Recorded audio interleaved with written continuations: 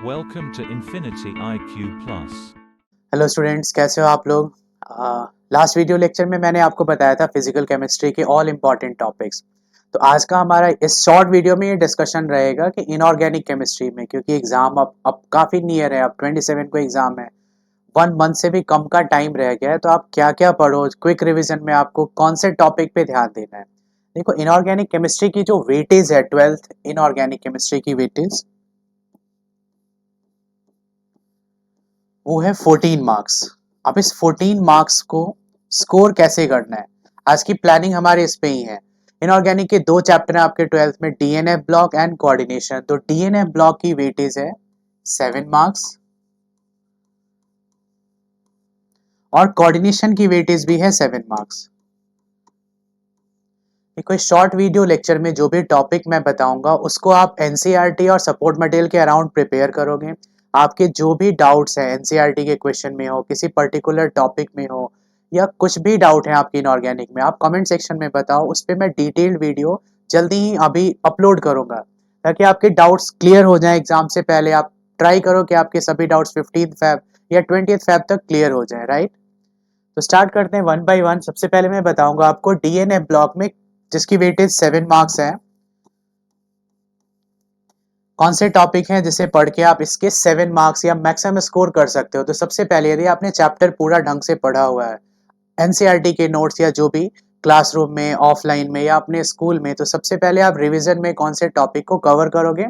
Lanthanoid and actinoid contraction, इनके reason, what are the reason and consequences. Lanthanoid और actinoid contraction के reason, इनका consequence and what do you mean by lanthanoid and actinoid contraction, ये करना है आपको। Preparation and properties में जो सेकंड मोस्ट इंपॉर्टेंट टॉपिक है, potassium dichromate K2Cr2O7 and potassium permanganate KMnO4, इनकी preparation and properties. Preparation means हम कैसे प्रिपेयर करेंगे पोटेशियम डाइक्रोमेट को, पोटेशियम परमैंगनेट को, एंड प्रॉपर्टीज, प्रॉपर्टीज में जैसे इनकी ऑक्सीडाइजिंग बिहेवियर, जैसे पोटेशियम डाइक्रोमेट सिर्फ और सिर्फ एसिडिक मीडियम में ऑक्सीडाइजिंग होता है, जबकि पोटेशियम परमैंगनेट एसिडिक, बेसिक और न्यूट्रल तीनों में ही ऑक्सीडाइजिंग होगा। इनके स्ट्रक्चर, जैसे कुछ आयन के स्ट्रक्चर जो मैं आपको अभी गाइड कर रहा हूँ कि आप कौन कौन से स्ट्रक्चर जरूर लर्न कर लेना, like structure and colour of chromate, structure and color of dichromate, structure and color of manganate ion, structure and color of permanganate ion. वैसे मैं आपको थोड़ा गाइड कर दूं कि इनके कलर्स क्या हैं। क्रोमेट आयन येलो कलर का होगा, dichromate ion orange, manganate ion green, permanganate purple. तो इनके स्ट्रक्चर एंड कलर प्लस जितने भी रिएक्शंस एनसीईआरटी में गिवन है रिडॉक्स से रिलेटेड, वो सभी टॉपिक आपको कवर करना है। नेक्स्ट, लैंथेनॉइड एक एलॉय बनाते हैं, जिस एलॉय का नाम है mixed metal, also called pyrophoric alloy.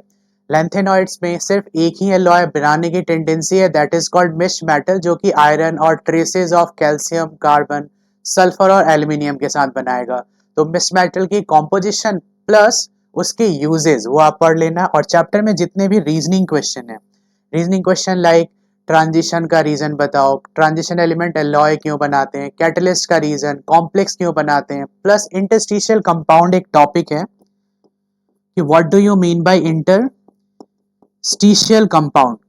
जब ट्रांजिशन एलिमेंट्स के वॉइड पे smaller atom of hydrogen, carbon, nitrogen या बोरॉन ट्रैप्ड होंगे, तो जो कंपाउंड बनेगा उसे हम इंटरस्टिशियल कंपाउंड बोलेंगे। उस इंटरस्टिशियल कंपाउंड की प्रॉपर्टीज का भी नॉलेज होना चाहिए।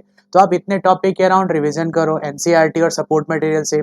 जो भी आपके डाउट्स हैं तुरंत कमेंट सेक्शन में बनाओ, उस पर डिटेल वीडियो मैं तुरंत ही अपलोड करने की कोशिश करूंगा ताकि आपके डाउट्स क्लियर हो जाएं 15 to 20 फरवरी से पहले, क्योंकि आपका पहला पेपर इंग्लिश का है, तो उसके पहले भी आप 2-3 दिन का गैप लोगे। नेक्स्ट मैं आप बता रहा हूँ आपको कि कोऑर्डिनेशन में क्या क्या टॉपिक करना है, ऑन प्रायोरिटी कि किस तरीके से आप कोऑर्डिनेशन को प्रिपेयर करोगे।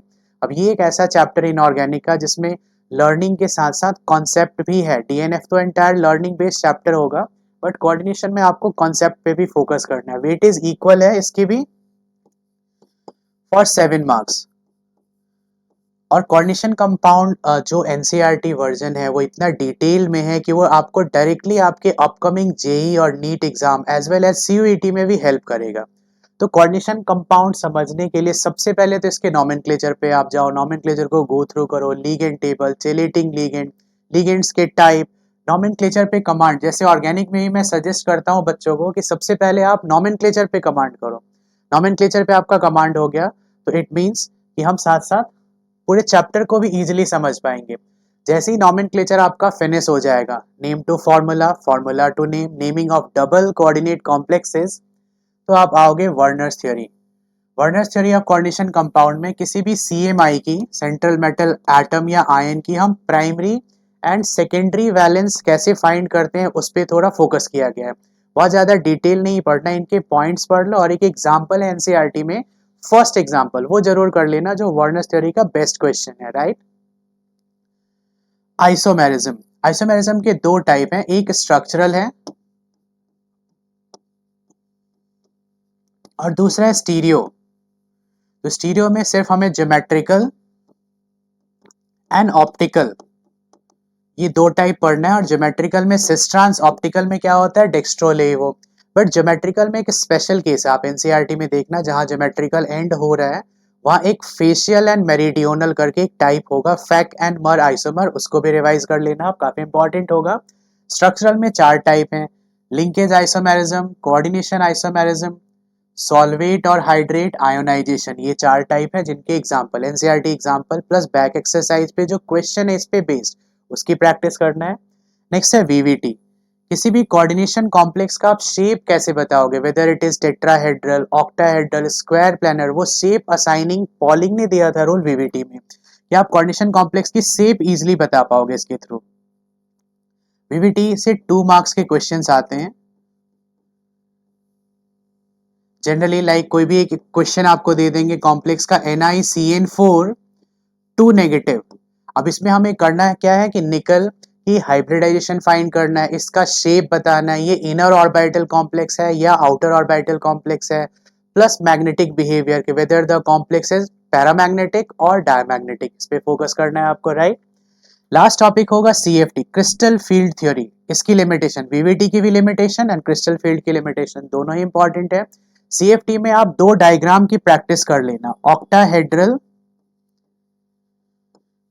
एंड टेट्राहेड्रल, इनकी स्प्लिटिंग डायग्राम CFT में। CFT की लिमिटेशन, फीचर्स तो इतने इंपॉर्टेंट नहीं है, उससे ज्यादा इंपॉर्टेंट है कलर का रीजन। CFT में दो डायग्राम, एक टेट्राहेड्रल और ऑक्टाहेड्रल, उन दोनों का स्प्लिटिंग डायग्राम, कलर का रीजन, CFT की लिमिटेशंस, ये सब पढ़ना है। प्लस CFT का एक इंटीग्रेटेड टॉपिक है electronic configuration in T2G and EZ, electronic configuration आप T2G और EZ ऑर्बिटल में कैसे करोगे उस पे फोकस करना। And for octahedral complexes only, ये जो T2G एंड EZ का हमने कॉन्फ़िगरेशन बताया मैंने, वो सिर्फ और सिर्फ ऑक्टाहेड्रल के लिए, कि आप T2G और EZ में D1 से D7 तक के इलेक्ट्रॉन को कैसे फिल करोगे। एक और चीज, जब आपने इनऑर्गेनिक का DNF एंड कोऑर्डिनेशन कंप्लीट कर लिया तो चैप्टर के एंड पे जितने भी एप्लीकेशंस हैं, importance and applications of DNF block elements and coordination compounds, देखो चैप्टर पढ़ने के बाद यदि आप एप्लीकेशन अच्छे से गो थ्रू करते हो तो आपको ये भी पता लग जाएगा कि जनरल लाइफ में DNF ब्लॉक और कोऑर्डिनेशन कंपाउंड का क्या यूज है। जैसे एक दो एग्जांपल मैं बताता हूँ कि सिस्प्लैटिन एक कोऑर्डिनेशन कॉम्प्लेक्स है जिसका यूज कैंसरस या नॉन कैंसरस ट्यूमर के ग्रोथ को रोकने के लिए होता है। कई ऐसे और, जैसे विटामिन B12 को ही ले लो, साइनोकोबालामाइन, वो भी एक कोबाल्ट का कॉम्प्लेक्स है। DNF में कुछ क्वाइनेज मेटल्स हैं, F ब्लॉक में कुछ रेडियो एक्टिव सब्सटेंसेज हैं जिसका रेडियोथेरेपी में यूज होता है। तो आजकल एप्लीकेशन से क्वेश्चंस भी आते हैं, प्लस चैप्टर में आपका इंटरेस्ट और बढ़ जाएगा जब इसके आप जनरल एप्लीकेशंस देखोगे कि DNF ब्लॉक या कोऑर्डिनेशन कंपाउंड में जो भी कंपाउंड्स पढ़ाया गया उसका जनरल लाइफ में भी यूज है। तो आई थिंक आप इसके अराउंड पढ़ाई करके मैक्सिमम स्कोर कर सकते हो इनऑर्गेनिक 12th में, जो आपके अपकमिंग एग्जाम में। अब जो भी डाउट्स हैं आपके कमेंट सेक्शन में बताओ, हेजिटेट बिल्कुल भी मत करो, एग्जाम में टाइम काफी कम रह गया है। आपके जो भी डाउट्स होंगे, क्वेरीज होंगे, कोई क्वेश्चन होगा, वो भी आप पोस्ट कर सकते हो कमेंट सेक्शन में। हम जल्दी ही ट्राई करेंगे कि उस पर एक डिटेल वीडियो बनाए और आपके ये सब डाउट्स क्लियर हो जाए, 14 मार्क्स आप इजिली स्कोर कर पाओ। तो होप आपके लिए ये वीडियो लेक्चर यूजफुल रहा होगा। Thanks for watching and all the best for your upcoming exam. Follow and subscribe us for more.